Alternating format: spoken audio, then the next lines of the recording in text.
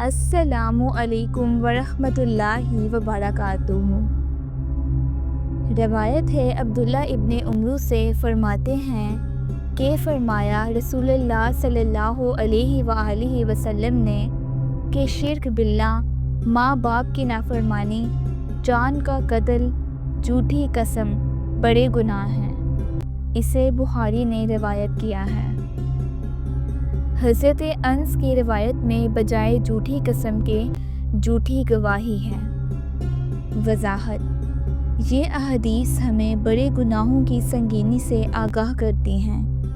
سب سے پہلا اور بڑا گناہ ہے شرک باللہ، یعنی اللہ کے ساتھ کسی کو شریک ٹھہرانا۔ یہ گناہ کبھی معاف نہیں کیا جاتا جب تک انسان سچی توبہ نہ کرے۔ اس کے فوراً بعد ذکر کیا گیا ہے ماں باپ کی نافرمانی۔ اس سے واضح ہوتا ہے کہ والدین کی اطاعت اور ان کے ساتھ حسن سلوک اللہ کی عبادت کے بعد سب سے بڑی ذمہ داری ہے۔ رب تعالیٰ نے قرآن میں بھی فرمایا، اللہ کی عبادت کرو اور والدین کے ساتھ حسن سلوک کرو۔ تیسرا بڑا گناہ ہے جان کا ناحق قتل۔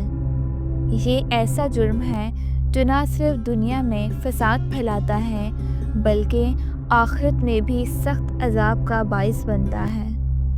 اور چوتھا ذکر کیا گیا ہے جھوٹی قسم۔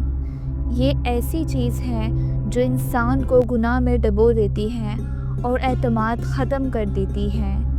یہ گناہ کبیرہ ہے اور اس کے لیے کوئی کفارہ نہیں۔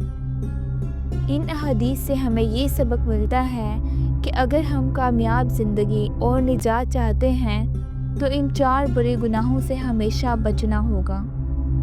یا اللہ ہمیں شرک، والدین کی نافرمانی، ناحق قتل اور جھوٹ سے بچا اور اپنی رضا اور رحمت کے راستوں پر چلنے کی توفیق عطا فرما۔ آمین۔